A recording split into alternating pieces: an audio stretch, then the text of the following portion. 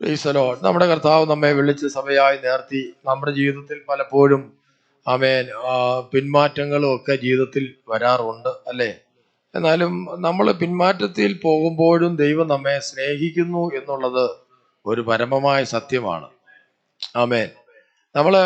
നമ്മള് പിന്മാറ്റത്തിൽ പോയ ആളുകളെ കർത്താവ് തള്ളിക്കളയുമായിരുന്നെങ്കിൽ ഈ സഭയിൽ ആരും കാണത്തില്ലായിരുന്നു. അല്ല, ഈ സഭയിൽ നിന്നല്ല, ഒരു സഭയിലും ആരും കാണത്തില്ലായിരുന്നു. അപ്പൊ പിന്മാറ്റത്തിൽ പോകുന്ന ആളുകളെ ദൈവം തള്ളിക്കളയുന്നില്ല. പിന്മാറ്റത്തിൽ പോയ ആളുകളെ കർത്താവ് തള്ളിക്കളഞ്ഞിരുന്നുവെങ്കിൽ അപ്പോസ്തലന്മാർ ഒരുത്തം പോലും കാണത്തില്ലായിരുന്നു, അല്ലേ. Price the Lord. അപ്പോ ദൈവം പിന്മാറ്റക്കാരെ തള്ളിക്കളയുന്ന ദൈവമല്ല. നിന്റെ പിന്മാറ്റത്തെ ഞാൻ ചികിത്സിച്ച് സൗഖ്യമാക്കും എന്നാണ് പറയുന്നത്. അപ്പം പിന്മാറ്റത്തെ ചികിത്സിക്കാൻ ദൈവത്തിന് പദ്ധതിയുണ്ട്. ദൈവം ഒരു വ്യക്തിയെ തെരഞ്ഞെടുത്തിരിക്കുന്നത് ഇന്നലെ തെരഞ്ഞെടുത്ത യഥാർത്ഥത്തിൽ രക്ഷിക്കപ്പെട്ടിട്ടുണ്ടോ ഇല്ലയോ എന്ന് ഓരോരുത്തരുടെയും ഹൃദയത്തിലാണ് അതിന്റെ ബോധ്യം, അല്ലേ. നമുക്ക് വേണമെങ്കിൽ നന്നായിട്ട് പാടാൻ പറ്റും, നന്നായിട്ട് ആരാധിക്കാൻ പറ്റും, നന്നായിട്ട് പ്രസംഗിക്കാൻ പറ്റും. Praise the Lord. ആമേൻ. എല്ലാം പറ്റും. പക്ഷേ രക്ഷാ നിർണയം ഗുരുവിന്റെ ഹൃദയത്തിൽ നടന്നത് അവനും അറിയാം, ദൈവത്തിനും അറിയാം. വേണമെങ്കിൽ ഒരു 50 വർഷം സഭയിൽ ആത്മീക ശുശ്രൂഷകളൊക്കെ ഭയങ്കരമായിട്ട് ചെയ്യുന്ന പോലെയൊക്കെ കാണിച്ചിട്ടും രക്ഷിക്കപ്പെടാതെ ഇരിക്കുന്ന ആളുകൾ കാണാം. കാരണം ഹൃദയത്തിനകത്തെ ആ ഒരു ബന്ധമുണ്ടല്ലോ, അത് ആ കർത്താവുമായിട്ടുള്ള ബന്ധം, അത് ആ വ്യക്തിക്ക് നന്നായിട്ട് അറിയാം. അങ്ങനെയുള്ളവൻ പിന്മാറിപ്പോയാൽ ചികിത്സയുണ്ട്. രക്ഷിക്കപ്പെടാത്തവന് അവൻ ഒരുപക്ഷെ ഈ രക്ഷയുടെ ഭാവമൊക്കെ കാണും, രക്ഷയുടെ വാക്കുകളൊക്കെ വായിന്ന് വരും. യഥാർത്ഥത്തിൽ രക്ഷിക്കപ്പെട്ട് കാണണമെന്ന് നിർബന്ധമൊന്നുമില്ല. എന്നാൽ യഥാർത്ഥത്തിൽ കർത്താവിനെ സ്നേഹിക്കുന്ന ദൈവമക്കൾക്ക് പിന്മാറ്റത്തിൽ ഇരിക്കുമ്പോഴും ഉള്ളത്തിൽ ഒരു ദൈവബോധം ഉണ്ട് എന്നുള്ളതാണ് സത്യം, അല്ലേ. Price the Lord. പിന്മാറി പോകുമ്പോഴും അകത്ത് ദൈവത്തെക്കുറിച്ചുള്ള ഒരു മനോബോധമുണ്ട്. യോഹന്നാന്റെ സുവിശേഷം 21-ാം അധ്യായം ഒരു പിന്മാറ്റത്തിന്റെ അധ്യായമാണ്. പിന്മാറ്റക്കാരുടെ തുടക്കമാണ് അവിടെ വായിക്കുന്നത്, അല്ലേ. യേശുക്രിസ്തുവിന്റെ മരണ പുനരുദ്ധാനവും എല്ലാം നടന്നു. അതിനുശേഷം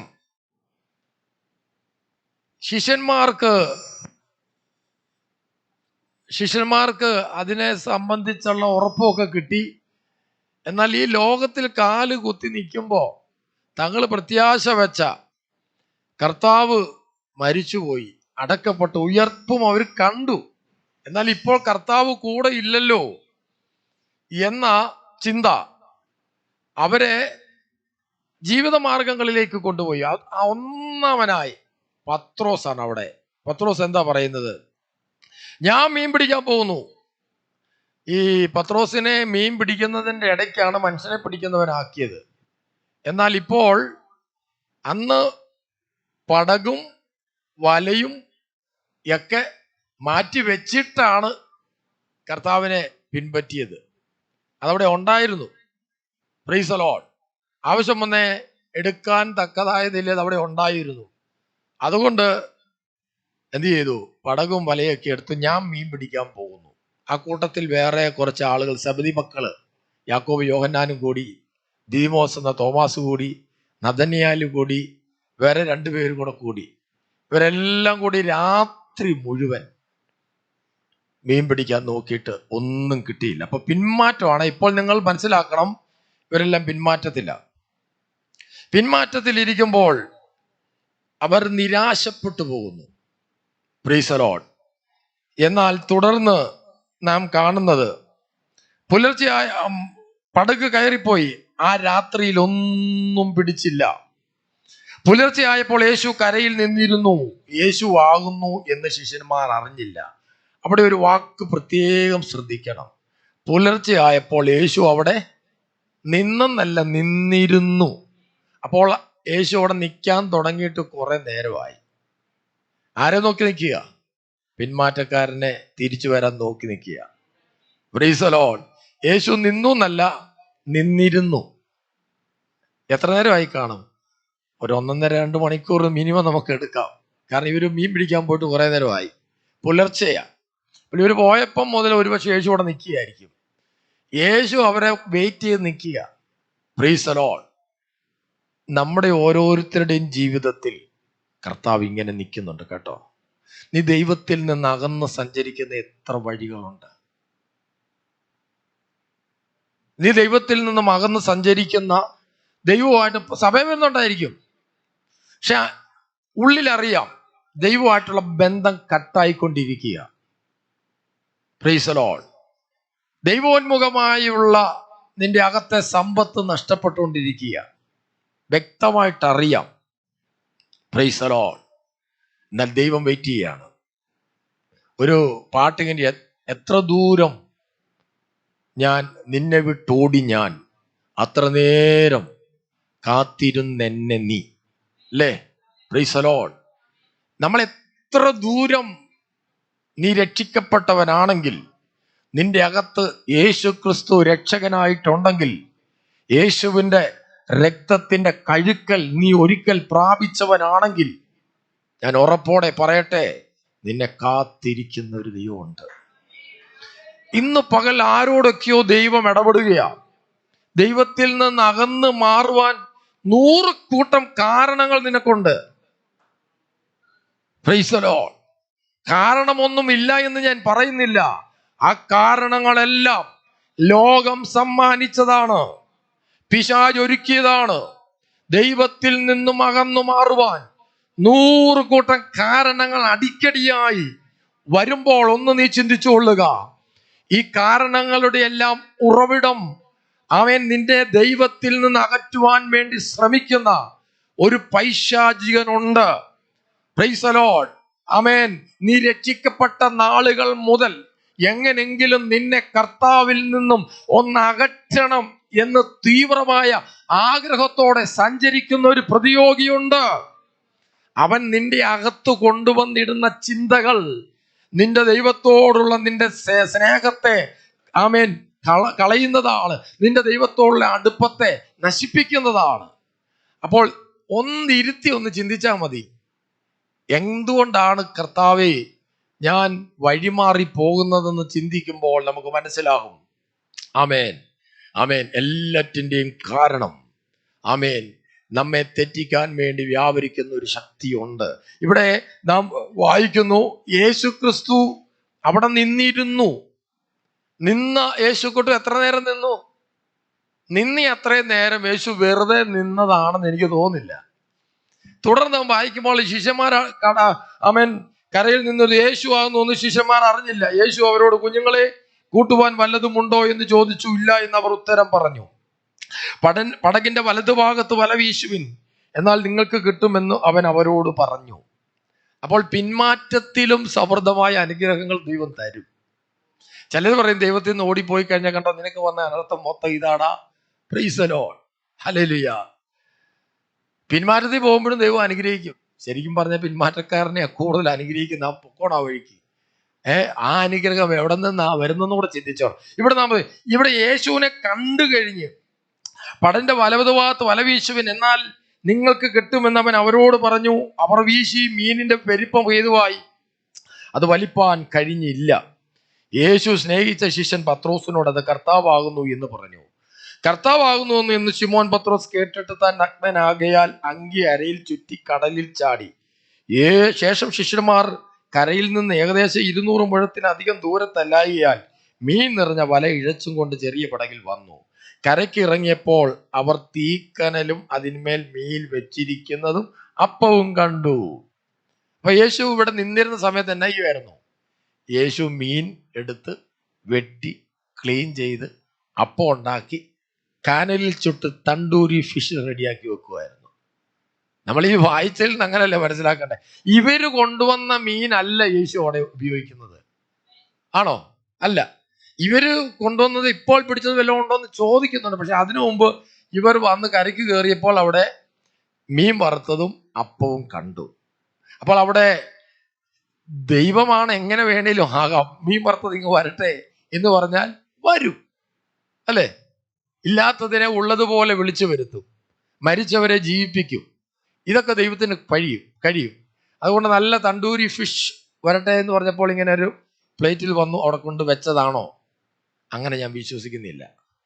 പ്രൈസ് ദി ലോർഡ്. യേശു അവിടെ നിന്നിരുന്നു.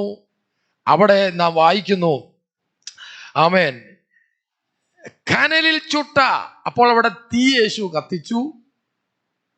നല്ല ഫ്രഷ് മീൻ യേശു പിടിച്ചു. യേശു പിന്നെ മീൻ പിടിക്കുന്നതിന് പ്രയാസമൊന്നും കാണത്തില്ലല്ലോ.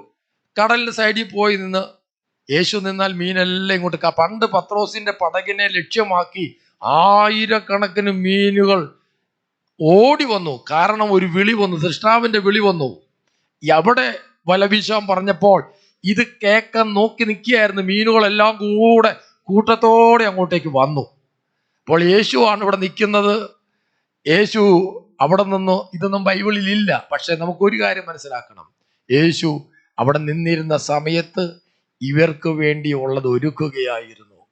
ആമേൻ. പ്രാതൽ ഒരുക്കുകയാണ്. ഒന്ന് പ്രാതൽ കഴിച്ചുകൊള്ളുവിൻ.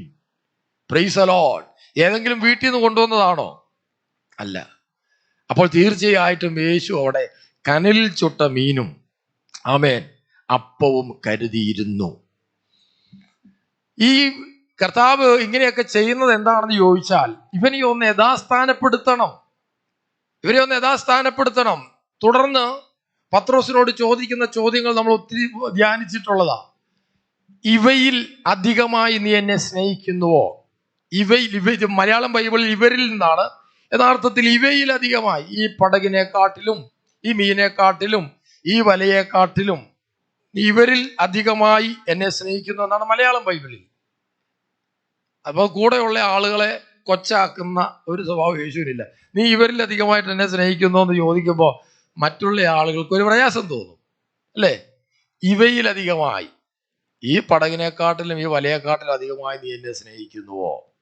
3 പ്രാവശ്യം ചോദിച്ചിട്ട് ഉത്തരവൊക്കെ അവസാനം പത്രോസും അടുത്ത്. പത്രോസിന്റെ ഉള്ളിൽ യേശുവിനോട് സ്നേഹമുണ്ട്. അതാ ഞാൻ പറഞ്ഞത്, രക്ഷാനിർണയം ഉള്ള ആൾക്കതറിയാം. പ്രൈസ്. നീ എത്ര തെറ്റിൽ പോയാലും, എവിടെ എങ്ങനെയൊക്കെ നീ ഓടി മാറിയാൽ, നിന്റെ അകത്ത ദൈവത്തെക്കുറിച്ചുള്ള മനോബോധവും ദൈവത്തോടുള്ള സ്നേഹവും ഉണ്ടായിരിക്കും. Price the Lord.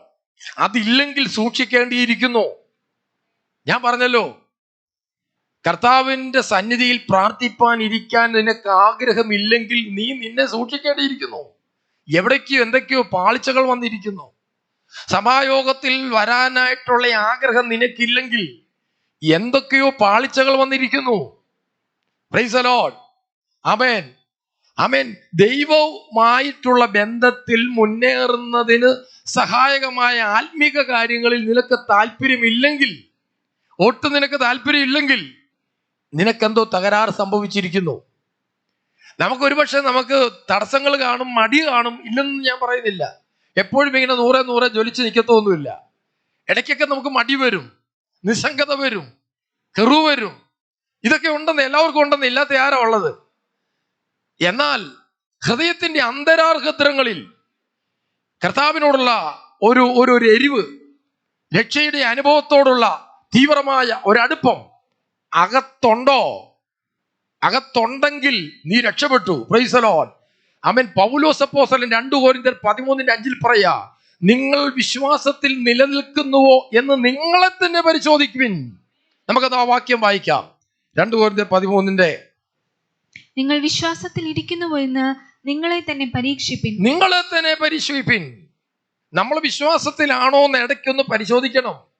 പ്രാർത്ഥനയ്ക്ക് പോകുന്നുണ്ട്, എല്ലാം ഉണ്ട്, പക്ഷെ യഥാർത്ഥത്തിൽ വിശ്വാസത്തിലാണോ? നിങ്ങൾ വിശ്വാസത്തിലാണോ എന്ന് നിങ്ങളെ തന്നെ പരീക്ഷിപ്പിൻ. ദൈവം നമ്മെ പരീക്ഷിക്കും, പിശാച് നമ്മെ പരീക്ഷിക്കും, നാമും നമ്മളെ തന്നെ പരീക്ഷിക്കണം. Price the Lord. നാം നമ്മെ തന്നെ പരീക്ഷിക്കുമ്പോൾ നമുക്ക് ബോധ്യമാകും. അവിടെ തുടർന്നുള്ള വാക്യം ഇങ്ങനെ പറയുന്നു. എന്താ പറയുന്നേ? നിങ്ങളെ തന്നെ ശോധന ചെയ്യുവിൻ. നിങ്ങൾ കൊള്ളരുതാത്തവരല്ല എന്ന് വരികിൽ യേശുക്രിസ്തു നിങ്ങളിലുണ്ട് എന്ന് നിങ്ങൾ തന്നെ അറിയുന്നില്ലേ? നിങ്ങൾ തന്നെ. നമ്മൾ പരിശോധിക്കുമ്പോൾ നമുക്ക് മനസ്സിലാവും യേശു നമ്മുടെ ഉള്ളിലുണ്ടോ ഇല്ലയോ എന്ന്. യേശുക്രിസ്തു നിങ്ങളുടെ ഉള്ളിലുണ്ടെങ്കിൽ നിങ്ങൾ കൊള്ളരുതാത്തവർ അല്ല എന്ന് പറഞ്ഞാൽ കൊള്ളാകുന്നവരാണ്. നമ്മൾ കൊള്ളാവുന്നവരാണോ?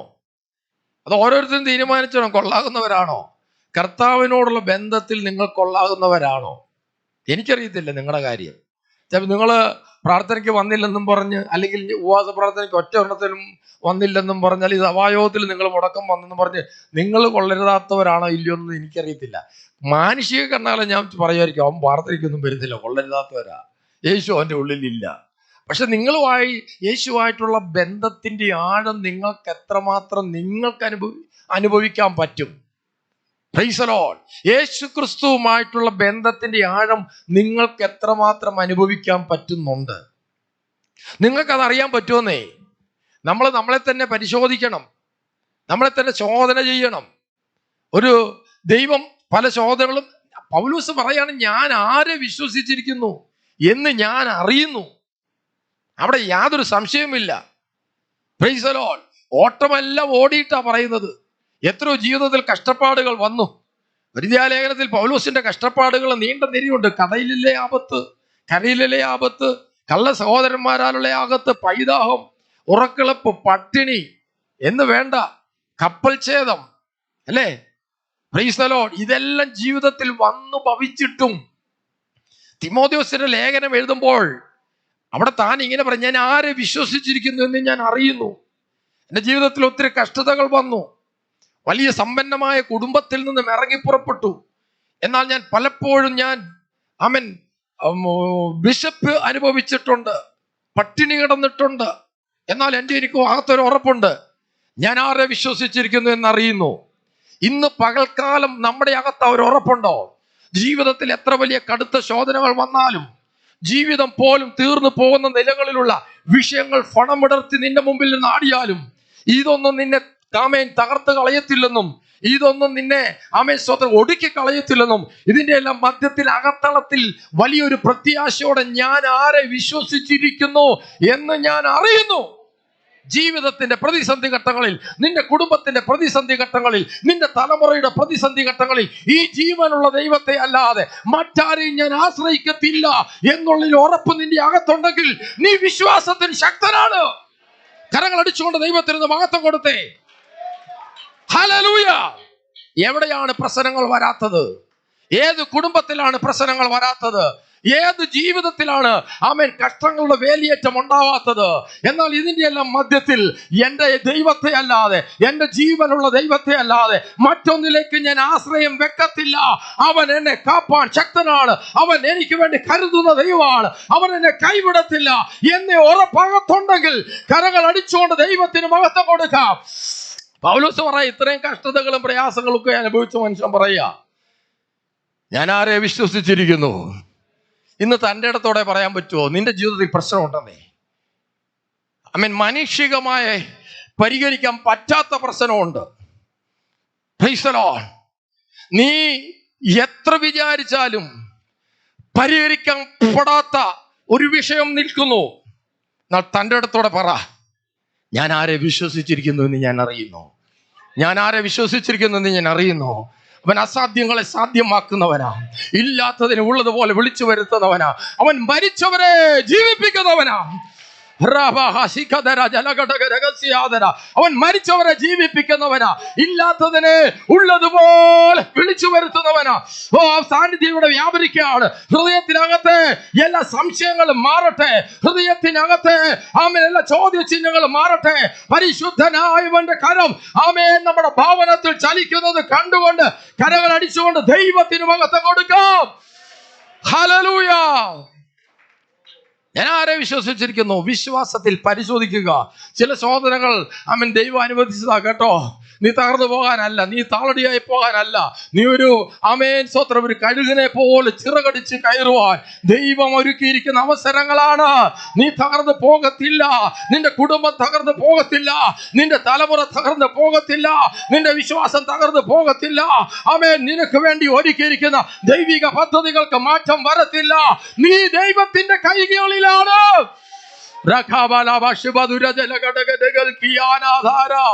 എന്റെ ദൈവത്തിന്റെ പദ്ധതിയെ നിന്റെ ജീവിതത്തിൽ നടക്കത്തുള്ളൂ.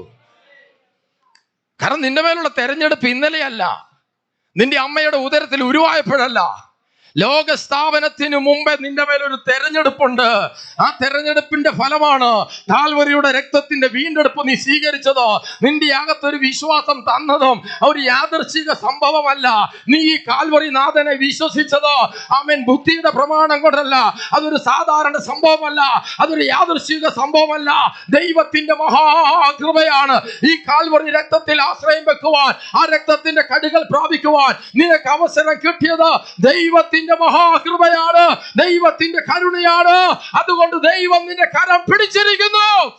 നമ്മുടെ ഉള്ളത്തെ നോക്കി എടുക്കുക പറയണം. എത്ര വലിയ വിഷയങ്ങളാണെങ്കിലും ഉള്ളത്തെ നോക്കി പറയാം, എൻ്റെ അമ്മേ ഉള്ളമേ. നമ്മൾ ഇന്ന് സങ്കീർത്തനം വായിച്ചപ്പോൾ അതിനകത്തൊരു വാക്യം വായിച്ചു, 116 സങ്കീർത്തനത്തിന്റെ 4 വാക്യമാണെന്ന് തോന്നുന്നു.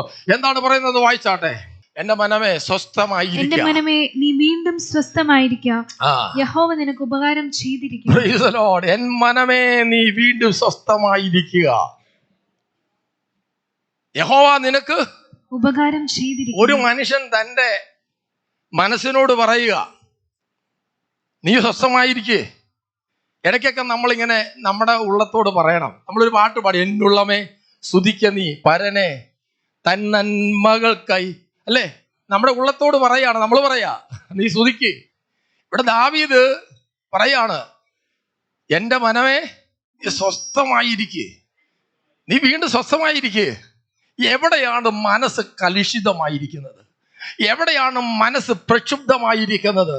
നിന്റെ വായ് തുറന്ന് നിന്റെ മനസ്സിനോട് പറ, എൻ മനമേ നീ സ്വസ്ഥമായിരിക്കുക, യഹോവ നിനക്ക് ഉപകാരം ചെയ്തിരിക്കുന്നു. Price the Lord. ദൈവം ഒരു ഉപകാരം ചെയ്തിട്ടുണ്ടെന്ന് നിന്റെ മനസ്സിനെ നോക്കി വിളിച്ചു പറ. ആമേൻ. മനസ്സിനൊരു സ്വസ്ഥത ലഭിക്കട്ടെ. വെറുതെ ഇരിക്കുമ്പോ പാട്ട് പാടിക്കോണം. ദാവീദ് ആമേൻ ഒത്തിരി പാട്ടുകൾ ദാവീദിന്റെ ഹൃദയത്തെ മനസ്സിനെ നോക്കി പാടിയ പാട്ടുകളാണ്. നമ്മൾ ഇന്ന് ചിലപ്പോൾ വഴിയെ നടന്നു പോകുമ്പോൾ ചില ആളുകൾ തന്നെ സംസാരിച്ചുകൊണ്ട് പോകുന്ന കാണാം, അല്ലേ? കണ്ടിട്ടുണ്ടോ? സൂക്ഷിച്ചു നോക്കുമ്പോൾ അവരുടെ ചെവിയിൽ ചെറിയൊരു കറുത്ത ബട്ടൺ പോലും സാധനം കാണും. Price the Lord. കോഡ്ലെസ് ആയിട്ടുള്ള ഇയർഫോണാണ്. തന്നെ സംസാരിച്ചുകൊണ്ട് വട്ടാണെന്ന് വിചാരിക്കും, അല്ലേ?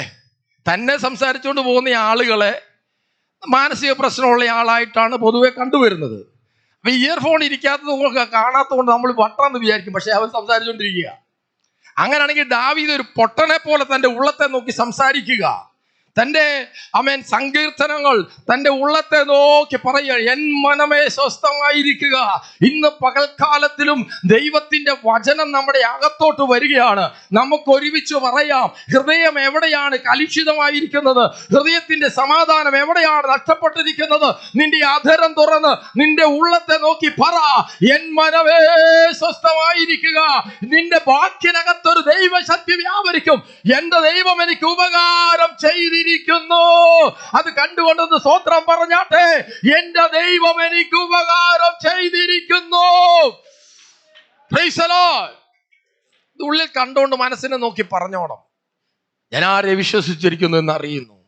ഇവിടെ വിശ്വാസ ജീവിതത്തിന്റെ ചോദനകളുടെ മധ്യത്തിൽ ചിലതൊക്കെ വിളിച്ചു പറഞ്ഞോണം. നിന്റെ ഉള്ളിൽ ക്രിസ്തു ഉണ്ടെങ്കിൽ നിനക്ക് ഇങ്ങനെയൊക്കെ പറയാൻ പറ്റും, എന്നെ ശക്തനാക്കുന്നവൻ മുഖാന്തരം ഞാൻ സകലത്തിനും മതിയായവനാന്ന് പറയാൻ പറ്റും. Praise the Lord. ആമേൻ. നമ്മുടെ ഹൃദയത്തിൽ വേദനകളും പ്രയാസങ്ങളും തിങ്ങി നിറഞ്ഞു വരുമ്പോൾ, വിശ്വാസ ജീവിതത്തിന്റെ ശോധനകൾ ആമേൻ ദൈവം അനുവദിക്കുമ്പോൾ, നീ തന്നെ നിന്നെ ശോധന ചെയ്യുന്ന അവസരങ്ങളും ഉണ്ടാകണം. ആമേൻ. സ്തോത്രം. നാം നമ്മെ തന്നെ പരിശോധിക്കണം, വിശ്വാസത്തിലാണോ എന്ന് പരീക്ഷിക്കണം. എന്റെ ദൈവം പ്രൈസ് ദി ലോർഡ് ഏത് സാഹചര്യത്തിലും നിനക്ക് ദൈവത്തിന് മഹത്വം കൊടുക്കാൻ പറ്റുന്നുണ്ടോ? അങ്ങനെയാണെങ്കിൽ സ്തോത്രം ആമേൻ, നീ വിശ്വാസത്തിൽ തന്നെയാ. നിനക്ക് സമ്പത്തുണ്ടായ, നിനക്ക് സൗഖ്യം ഉണ്ടായപ്പോൾ, നിന്റെ കുഞ്ഞുങ്ങളുടെ ഭാവി നല്ലതായപ്പോൾ മാത്രമാണോ നിനക്ക് ദൈവത്തെ സ്തുതിക്കാൻ പറ്റുന്നത്? ആ വിശ്വാസത്തെ ഒന്നുകൂടെ ടെസ്റ്റ് ചെയ്യേണ്ടിയിരിക്കുന്നു. നിന്റെ ശോധനയുടെ മധ്യത്തിൽ നിന്റെ കുഞ്ഞുങ്ങളുടെ ഭാവി അവതാളത്തിലാകുന്ന പോലെ കാര്യങ്ങൾ വരുമ്പോൾ, അതിന്റെ മധ്യത്തിലും ദൈവത്തെ മഹത്വപ്പെടുത്തുവാൻ നിനക്ക് കഴിയുന്നുണ്ടെങ്കിൽ നീ വിശ്വാസ വീരനാണ്. നിന്റെ അകത്ത് വ്യാപരിക്കുന്ന വിശ്വാസത്തിന് ബലമുണ്ട്. നിന്റെ അകത്ത് വ്യാപരിക്കുന്ന വിശ്വാസത്തിന് ശക്തിയുണ്ട്. കരങ്ങൾ അടിച്ചുകൊണ്ട് ദൈവത്തിന് മഹത്വം കൊടുക്കാം. ദൈവ സാന്നിധ്യത്തിന്റെ വിടുതലുകൾ ഇന്ന് പ്രഭാതത്തിൽ സഭയ്ക്കകത്ത് സംഭവിക്കട്ടെ. Price the Lord. വിശ്വാസത്തിൽ തന്നെയാണെന്ന് ശോധന ചെയ്യണം. വേറൊരു മനുഷ്യരെ കാണിക്കാം. ദാനിയേലിന്റെ പുസ്തകത്തിൽ ശദ്രക്ക്, മേശക്ക്, അബേദ്നെഗോ ഈ 3 യൗവനക്കാരോട് നെബൂഖദ്നേസർ രാജാവ് വിഗ്രഹത്തെ നമസ്കരിക്കാൻ പറയുമ്പോൾ അവര് പറയുന്ന ഒരു മറുപടി ഉണ്ട്. രാജാവേ, ഇതിനെക്കുറിച്ച് ഞങ്ങൾക്ക് മറുപടി. ആ വാക്യം ഒന്നാണ്. നെബൂഖദ്നേസരേ, ഈ കാര്യത്തിൽ ഉത്തരം പറവാൻ ആവശ്യമില്ല. ഞങ്ങൾ സേവിക്കുന്ന ദൈവത്തിന് ഞങ്ങളെ വിടുവിപ്പാൻ കഴിയുമെങ്കിൽ അവൻ ഞങ്ങളെ എരിയുന്ന തീച്ചൂളയിൽ നിന്നും രാജാവിന്റെ കയ്യിൽ നിന്നും വിടുവിക്കും. അല്ലെങ്കിലും ഞങ്ങൾ രാജാവിന്റെ ദേവന്മാരെ സേവിക്കയില്ല, രാജാവ് നിർത്തിയ സ്വർണ്ണബിംബത്തെ നമസ്കരിക്കുകയുമില്ല എന്നറിഞ്ഞാലും എന്ന് ഉത്തരം പറഞ്ഞു. നിങ്ങൾക്ക് ഇതിനകത്ത് ഏത് മറുപടി ഏറ്റവും ഇഷ്ടമുള്ളേ? നെബൂഖദ്നേസർ രാജാവ് വിഗ്രഹത്തെ നമസ്കരിക്കാൻ വേണ്ടി യഹൂദ ബാലന്മാരായ ശദ്രക്ക്, മേശക്ക്, അബേദ്നെഗോവിനോട് പറയുമ്പോൾ അവർ പറയുന്ന മൂന്ന് കാര്യങ്ങൾ. ഒന്ന് പറയുന്നു, ഇതിനെക്കുറിച്ച് ഞങ്ങൾക്ക് ഉത്തരം പറവാൻ ആവശ്യമില്ല, ഉത്തരം പറയേണ്ട ആവശ്യമൊന്നുമില്ല. രണ്ടാമത്തെ കാര്യം, അവൻ ഞങ്ങളെ എരിയുന്ന തീച്ചൂളയിൽ നിന്നും രാജാവിന്റെ ഞങ്ങൾ സേവിക്കുന്ന ദൈവത്തിന് ഞങ്ങളെ വിടുവിപ്പാൻ കഴിയുമെങ്കിൽ അവൻ ഞങ്ങളെ എരിയുന്ന തീച്ചൂളയിൽ നിന്നും രാജാവിന്റെ കയ്യിൽ നിന്നും വിടുവിക്കും. ആമേൻ. അഥവാ വിടുവിച്ചില്ലേലും ഞങ്ങൾ രാജാവിന്റെ ദേവന്മാരെ സേവിക്കയില്ല. ഇതിലെ ഏത് വാക്കാ നിങ്ങൾക്ക് ഇഷ്ടം? Price the Lord. ആദ്യത്തെ വാക്കല്ലേ വിശ്വാസത്തിന്റെ വാക്ക്. എന്താ പറഞ്ഞേ? ഇതിനെക്കുറിച്ച് കൂടുതൽ വർത്തമാനമൊന്നും പറയേണ്ട കാര്യമില്ല, ഇതിനെക്കുറിച്ച് ഒരു സെക്കൻഡ് ഒപ്പീനിയൻ വേണ്ട. എന്താ പറഞ്ഞ മോളെ ആ വാക്ക് കറക്റ്റ് എന്ന് പറഞ്ഞു? ഈ കാര്യത്തിൽ ഉത്തരം പറയാൻ ആവശ്യമില്ലെന്ന്, കൂടുതൽ വിശദീകരണമൊന്നും വേണ്ടെന്ന്, ഞങ്ങൾക്കൊരു ഒറ്റ ഉത്തരം ഉള്ളെന്ന്. അല്ലേ? എത്ര ശക്തമാണ്! Price the Lord. അവിടെ ഒരു ഓപ്ഷൻ ഇട്ടോ ഒന്നുമല്ല പറയുന്നത്. ഈ കാര്യത്തിൽ ഉത്തരം പറയാൻ രണ്ടാമതൊന്നും ആലോചിക്കേണ്ട വിഷയമില്ല. നമ്മൾ ചില ആളുകളോട് പറയുകയല്ലേ, പ്രൈസ് ദി ലോർഡ് എന്ന് പറഞ്ഞ പോലെ ശക്തമായി. ആരോടാ പറയുന്നത്? പഞ്ചായത്ത് പ്രസിഡന്റിനോടല്ല പറഞ്ഞത്. ആ നിമിഷം കൊയ്തു കളയുവാൻ അധികാരമുള്ള രാജാവിനോട് പറയാ, ഈ കാര്യത്തിൽ ഉത്തരം പറയാൻ ആവശ്യമില്ല. Price the Lord. ഹല്ലേലൂയ. ദൈവമക്കളെ, വിശ്വാസം കത്തിജ്വലിച്ച് നിൽക്കുന്നവന് ഇങ്ങനെയുള്ള അവസരങ്ങൾ വരുമ്പോൾ അവന് തന്നെ അറിയാൻ പറ്റും ഞാൻ വിശ്വാസിയാണോ അല്ലയോ എന്ന്. നമ്മളിപ്പം ഭയങ്കര വിശ്വാസികളാ, അല്ലേ? Price the Lord. നമ്മള് ഭയങ്കര വിശ്വാസികളാ. ഒരു സാഹചര്യം വരുമ്പോൾ അറിയാം വിശ്വാസിയാണോ ഇല്ലയോ എന്ന്. കഴിഞ്ഞ ദിവസം പഹൽഗാമായി, എന്താ അങ്ങനെയുള്ള സ്ഥലത്തിന്റെ പേര്, 27 പേരെ കൊന്നൊടുക്കിയപ്പോൾ അതിലൊരു അരുണാചൽ പ്രദേശിൽ നിന്നുള്ള ഒരു രക്ഷിക്കപ്പെട്ട ദൈവത്തിന്റെ പൈതലുണ്ടായിരുന്നു. അവനോട് പറഞ്ഞു, ആ മനുഷ്യനോട് പറഞ്ഞു, കലിമ ചൊല്ലാൻ പറഞ്ഞു. പുള്ളി അന്നേരം പറഞ്ഞു, ഞാനൊരു ക്രിസ്ത്യനാണ്, എനിക്കത് ചൊല്ലാൻ കഴിയത്തില്ല. ഉടനെ ഷൂട്ട് ചെയ്ത് വീഴ്ത്തി. നമ്മളാണെങ്കിൽ എന്ത് ചെയ്തേനെ? Price the Lord. എന്ത് ചെയ്തേനെ? ഉടനെ ഷൂട്ട് ചെയ്ത് വീഴ്ത്തി. ഞാനൊരു ക്രിസ്ത്യനാണ്, എനിക്കത് ചൊല്ലാൻ കഴിയത്തില്ല. മരണത്തിന്റെ മുമ്പിൽ ദൈവത്തെ, ഞാനൊരു പാപത്തിലേക്ക് വീഴുന്ന കാര്യം, ഒരുപക്ഷെ ടെംപ്റ്റേഷൻ, പ്രലോഭനങ്ങൾ നമ്മെ വീഴ്ത്തും. നല്ലതാണെന്നല്ല പറഞ്ഞത്. പാപത്തോട് പോരാടുന്നതിൽ പ്രാണത്യാഗത്തോളം എതിർത്ത് നിൽക്കണമെന്ന് തന്നെയാണ് വചനം പറയുന്നത്. Price the Lord. എന്നാൽ ഈ രക്ഷയെ തള്ളിപ്പറയാൻ നമ്മുടെ അകത്ത് ദൈവം തന്നിരിക്കുന്ന ഉറപ്പ്, അതൊന്ന് വെളിയിലോട്ടൊന്ന് വരാൻ ഒരു അവസരം ഉണ്ടാകുമ്പോൾ അറിയാം നമ്മൾ യഥാർത്ഥ വിശ്വാസിയാണോ ഇല്ലയോ എന്ന്.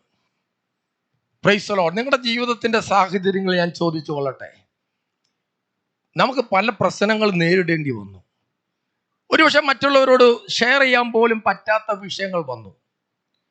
ഈ ദൈവമല്ലാതെ മറ്റെന്തിൻ്റെയെങ്കിലും പുറകെ പോയാൽ, വൈദ്യശാസ്ത്രത്തിന്റെ പുറകെ പോകുന്ന കാര്യമല്ല ഞാൻ പറയുന്നത്, ഈ ദൈവമല്ലാതെ മറ്റെന്തോ ശക്തി കേന്ദ്രങ്ങളിൽ സത്യവിശ്വാസത്തിന് വിരുദ്ധമായ ഒന്നിലേക്ക് പോകാൻ പലരും പ്രേരിപ്പിച്ചപ്പോൾ നിനക്ക് പോകാനാണോ തോന്നിയേ? ആ പറഞ്ഞ ആളെ ഗെറ്റ് ഔട്ട് അടിക്കാനാണോ തോന്നിയത്? Price the Lord.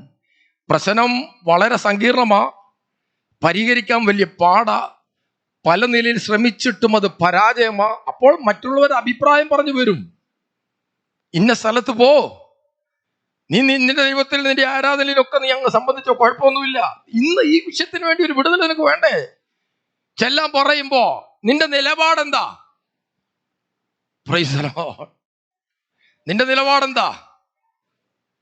അവിടെയാണ് നിന്റെ വിശ്വാസം മാറ്റുരയ്ക്കപ്പെടുന്നത്. ഒരു പാപത്തിലോട്ട് പോകുന്ന വിഷയമല്ല ഞാൻ പറയുന്നത്. പാപത്തിലോട്ട് വാക്കുകൾ കൊണ്ടും ചിന്തകൾ കൊണ്ടും പ്രവൃത്തികൾ കൊണ്ടും ഒക്കെ ബലഹീനരായി നാം പാപത്തിൽ പലപ്പോഴും വീണു പോകുന്നുണ്ട്. അങ്ങനെ വീഴണമെന്നല്ല പറയുന്നത്. എന്നാൽ നിന്റെ വിശ്വാസം അകത്തളത്തിൽ ദൈവം തന്നിരിക്കുന്ന ഈ ദൈവമല്ലാതെ മറ്റൊരു ദൈവമില്ലെന്നും ഈ ദൈവം എന്നെ വിടുവിപ്പാൻ ശക്തനാണെന്നും അവൻ വിടുവിച്ചില്ലെങ്കിലും ഈ ദൈവമല്ലാതെ ഒരു ദൈവം എനിക്കില്ല എന്ന് ധൈര്യത്തോടെ പറയുവാൻ കഴിയുന്നവരെ ഓർത്ത്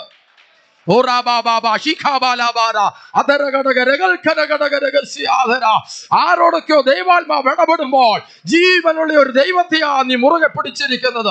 നിനക്ക് വേണ്ടി ജീവൻ തന്ന ദൈവത്തെയാ മുറുകെ പിടിച്ചിരിക്കുന്നത്. പ്രതിസന്ധി ഘട്ടങ്ങളിൽ തള്ളിക്കളയുന്നില്ല. എന്റെ വിശ്വാസം ഒന്ന് മാറ്റിവരച്ച് നോക്കുവാൻ ദൈവം തന്നിരിക്കുന്ന അവസരങ്ങളാ. Praise the Lord. ദൈവത്തിനൊന്ന് മഹത്വം കൊടുക്കാം. Praise the Lord. ബൈബിളിൽ ഏറ്റവും കൂടുതൽ കഷ്ടത അനുഭവിച്ച വ്യക്തി ആരാ? ഇയ്യോബല്ലേ, അല്ലേ?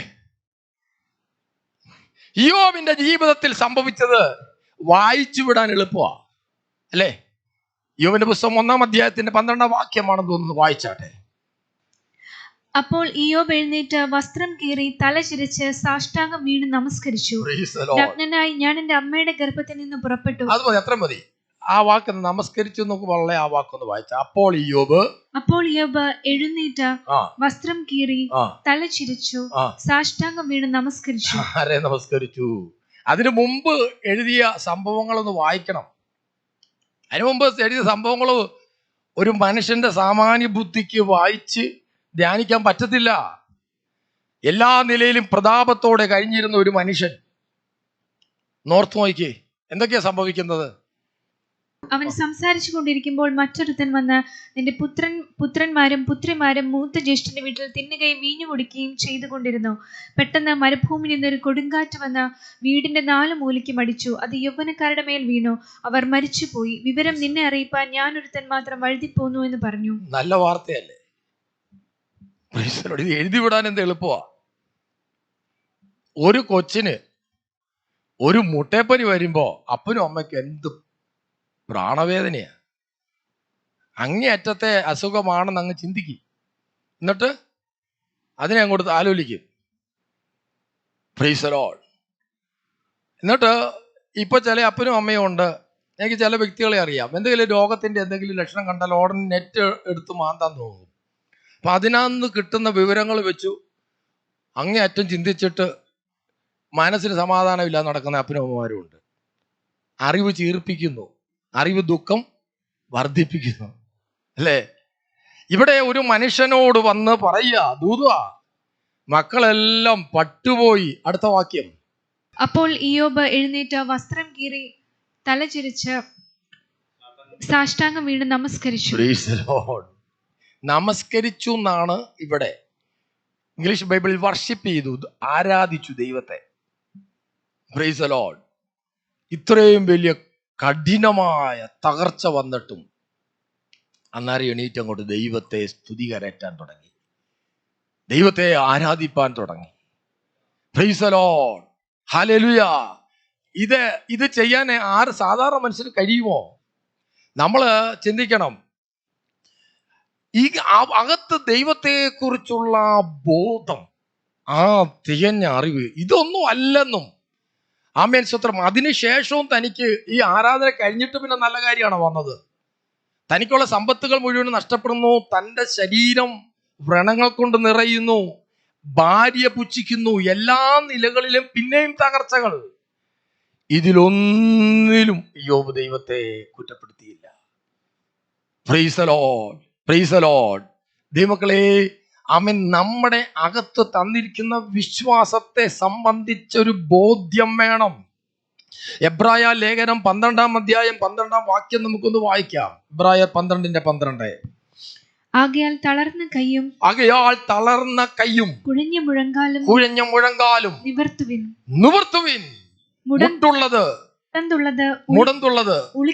ഉളുക്കിപ്പോകാതിരിക്കേണ്ടതിന് ഭേദമാകേണ്ടതിന് നിങ്ങളുടെ കാലിന് പാദനിരത്തുവിൻ. വിശ്വാസ ജീവിതം ദൈവം നമ്മുടെ മുമ്പിൽ വെച്ചിരിക്കുന്നതാണ്. ഈ വിശ്വാസത്തിൽ നിങ്ങളെ ദൈവം കൊണ്ടുവന്നിട്ട് ഒരു വിശ്വാസ ജീവിതത്തിൻ്റെ ഒരു ഓട്ടം നിങ്ങൾക്ക് തന്നിരിക്കുക. ഈ ഓട്ടത്തിൽ നിങ്ങൾ ഇടയ്ക്ക് പരിശോധിക്കണം, വിശ്വാസത്തിൽ തന്നെയാണെന്നു. ആമേൻ. മാരത്തോൺ ഓട്ടം ഓടുന്നയാള് ആ ഓട്ടത്തിനിടയ്ക്ക് ഒന്ന് ട്രാക്ക് തെറ്റിയിട്ടുണ്ടോ, ഡയറക്ഷൻ തെറ്റിയിട്ടുണ്ടോ ഒന്ന് ചിന്തിക്കണം, അല്ലേ? ചെറിയ ഓട്ടമാണെങ്കിൽ ട്രാക്കുണ്ട്. ട്രാക്ക് തെറ്റി ഓടിയാൽ ഒരു പ്രയോജനവും ഇല്ല. വിജയിച്ചാലും ആമേൻ വിജയി ആകത്തില്ല. ലോങ് മാരത്തോൺ ഓട്ടം ഓടുന്ന വ്യക്തി ഫിനിഷിംഗ് പോയിന്റിലേക്ക് പോകുന്നതിന് പകരം ഓടുന്നുണ്ട്, നന്നായിട്ട് ഓടുന്നുണ്ട്. വേറെ ഒരു ഡയറക്ഷനിലാണെങ്കിൽ വല്ല പ്രയോജനമുണ്ടോ? അപ്പോൾ ഓടുന്ന വ്യക്തിക്ക് ശക്തി വേണം. ഇവിടെ പൗലോസ് എബ്രായ ലേഖനത്തിൽ പറയും, നിങ്ങളുടെ മുമ്പിൽ വെച്ചിരിക്കുന്ന ഓട്ടം, ദൈവമാണ് ഓട്ടം വെച്ചിരിക്കുന്നത്, അല്ലെ? ദൈവം വെച്ചിരിക്കുന്ന ഓട്ടം നമ്മൾ എങ്ങനെയാ ഓടണം? സ്ഥിരതയോടെ ഓടണം. ഇടയ്ക്ക് സ്പീഡ് കൂട്ടി, ഇടയ്ക്കൊന്ന് അവിടെ ഇരുന്നു, ഇടയ്ക്ക് ഇച്ചിരി പുറകോട്ടോടി, അങ്ങനൊന്നുമല്ല. സ്ഥിരതയോടെ ഓടുക. പല ആളുകളും സ്ഥിരതയോടെ ഓടുന്നില്ല. ഇടയ്ക്ക് ഓട്ടത്തിന്റെ സ്പീഡ് കുറയും, ഇടയ്ക്കൊന്ന് കൂട്ടും, പിന്നെ ഒന്ന് കുറയ്ക്കും, പിന്നെ കുറച്ചു നേരം അവിടെ ഇരിക്കും. അങ്ങനൊന്നുമല്ല. സ്ഥിരതയോടെ ഓടുക. ഈ ഓട്ടം ദൈവം വെച്ചിരിക്കുന്നതാണ്. വിശ്വാസ ജീവിതത്തിന്റെ ഓട്ടം ദൈവം വെച്ചിരിക്കുന്നതാ. രണ്ടാമതേ ശുശ്രൂഷയുള്ളൂ. പൗലോസ് ഇന്നലെ രാത്രി ഞാൻ പറഞ്ഞു, പൗലോസ് ഇങ്ങനെ അപ്പോസ്തല പ്രവൃത്തികളിൽ ഇങ്ങനെ പറയുന്നുണ്ട്, ആമേൻ, എങ്കിലും എൻ്റെ പ്രാണനെ ഞാൻ വിലയേറിയതായി എണ്ണുന്നില്ല. എൻ്റെ ഓട്ടവും ദൈവകൃപയുടെ സുവിശേഷത്തിന് സാക്ഷ്യം വഹിക്കാൻ കർത്താവായ യേശു ക്രിസ്തു നൽകിയ ശുശ്രൂഷയും നിവർത്തിക്കണമെന്നേ എനിക്കുള്ളൂ. അപ്പോൾ ആദ്യമേ ഓട്ടമാണ് വിശ്വാസ ജീവിതത്തിന്റെ ഓട്ടം. അതിനകത്ത് വീഴ്ചകൾ വരാതെ നോക്കണം. ശുശ്രൂഷ രണ്ടാമതാണ്. നന്നായിട്ട് എത്ര ശുശ്രൂഷ ചെയ്താലും ഓട്ടം തെറ്റിപ്പോയെങ്കിൽ ആമേൻ ഒരു പ്രയോജനവും ഇല്ലല്ലോ. ആമേൻ. ശുശ്രൂഷയല്ല പ്രധാനം, നമ്മുടെ ക്രൈസ്തവ ജീവിതമാണ് പ്രധാനം. നമ്മുടെ ക്രൈസ്തവ ജീവിതത്തിൽ പാലിക്കേണ്ടതായ സംഗതികൾ പാലിക്കാതെ നീ എന്ത് ശുശ്രൂഷ ചെയ്താലും അതെല്ലാം ആ ശുശ്രൂഷ കൊണ്ട് ആർക്കെങ്കിലും ഒക്കെ പ്രയോജനം വരാം. കാരണം പ്രസംഗത്തിന്റെ ഭോഷത്വത്താൽ ആത്മാക്കളെ രക്ഷിപ്പാൻ ദൈവത്തിന് കൃപ തോന്നും. അവിടെ നമ്മുടെ ശുശ്രൂഷയല്ല, ആ ശുശ്രൂഷയിൽ നാം പറഞ്ഞു വിടുന്ന വചനത്തിന്, ആ വചനത്തിന്റെ ഉടമസ്ഥനൊരു വിശ്വസ്തതയുള്ളത് കൊണ്ട് ആ വചനത്തെ നിവർത്തിക്കും. എന്നാൽ നാം സ്വത്രം ഓട്ടം ഓടുന്നതിൽ പരാജയപ്പെടുന്നുണ്ടോ? നമ്മുടെ വായിച്ചു, ആമേൻ, തളർന്ന കൈയും കുഴഞ്ഞ ആമേൻ കൈയില്ലാതെ ഓടാൻ പറ്റുമോ? തളർന്ന കൈയാണെങ്കിൽ ഓട്ടത്തിന് സ്പീഡ് കിട്ടുമോ? അത് കൈ ഒന്ന് കെട്ടിയിട്ടൊന്ന് ഓടാൻ നോക്കിക്കേ. Praise the Lord. കൈ അനക്കാതെ ഓടാൻ പറ്റുമോന്ന്? Praise the Lord. ആമേൻ. അപ്പോൾ വചനത്തിൽ നമ്മൾ എന്താ വെച്ചാൽ, തളർന്ന കൈയും കുഴഞ്ഞ മുഴങ്കാലും നിവർത്തുവിൻ, മുടന്തുള്ളത് ഉളുക്കിപ്പോകാതിരിക്കാൻ ഞങ്ങളുടെ കാലിന് പാത നിരത്തുവിൻ. എവിടെയൊക്കെ വിശ്വാസ ജീവിതത്തിൽ മുടന്ത് വന്നിട്ടുണ്ടോ? അത് വീണ്ടും ഉളുക്കാതിരിക്കാൻ നീ സത്യവിശ്വാസത്തിന്റെ മാർഗത്തിൽ ആത്മീകമായി ശക്തിപ്പെടണം. കൈ കുഴഞ്ഞതാണോ? തളർന്ന കൈയാണോ? തളർന്ന കൈ കൊണ്ട് ഓടാൻ പറ്റത്തില്ല. പുതുക്കം പ്രാപിക്കണം, ദൈവശക്തി പ്രാപിക്കണം, ദൈവസന്നിധിയിൽ വരണം, വിടേണ്ടതിനെ വിടണം. കൊലോസ്യ ലേഖനത്തിൽ എന്താണ് പറയുന്നത്? ആമേൻ.